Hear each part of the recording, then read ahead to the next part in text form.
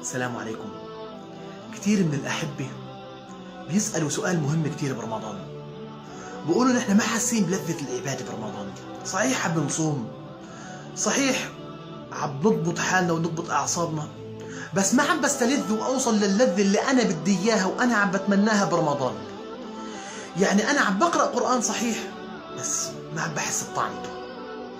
لربما أنا أبكي بسبب أغنية، بس القرآن يعني عم بقرأ آيات بتخشع، بس ما عم ببكي، ما عم بتأثر. بوقف بالتراويح، إذا طول الإمام شوي بحس حالي تعبت، بينما اللي بكون بجواري بكون متمني يطول الإمام أكتر، وبكون قاعد عم بيخشع طول الصلاة وعم بيبكي طول الصلاة وأنا ما عم بتأثر. ليه طيب عم بيصير معي هيك؟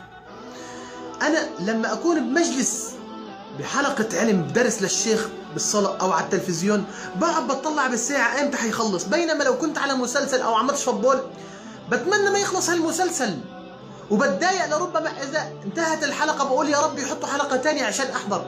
طب ليه أنا مع الدين هيك ما عم بحس وما عم بستلذ، وبالدنيا عم بستلذ؟ هل الدين منه حلو؟ ما له هالطعم اللي بيجذبني؟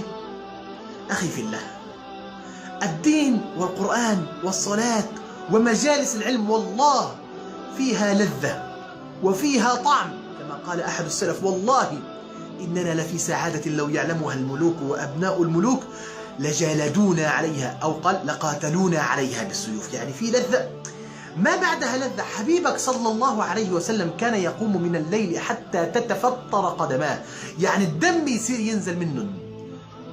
طيب ما كان يتعب، ما كان يتألم؟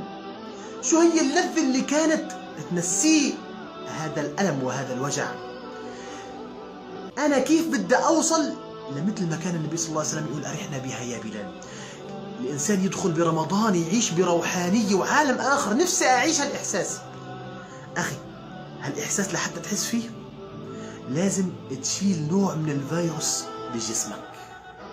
زي ما المريض ما بيستلذ بأشهى أنواع الطعام، حط له شو ما كان، بس هو خلص مريض، طعم دمه مر، شو ما ياكل حيحس بمرارة، ما حينبسط، بالعكس بصير يقرف من الأكل، يتضايق من الطعام، بحس إنه لا لازم يبعد عن الطعام عشان يكون مبسوط أكتر.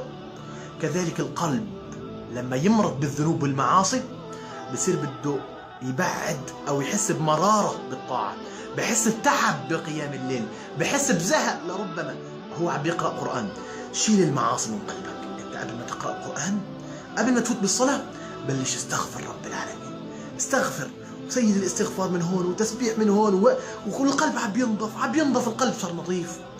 وأول ما ينضف القلب بس بمجرد تتذوق بعض آيات من القرآن لربما تنهمر دموعك على سورة الفاتحة. والله رأينا من يبكي من سورة الفاتحة. ليه؟ لأن رب العالمين أضاء قلبه، ما في ذنوب، استغفر من الذنوب، بيستمتع بالعبادة. حتى تحس برمضان نظف قلبك من الذنوب، وبإذن الله ستشعر براحة وبسعادة لم تشعر بها من قبل. السلام عليكم.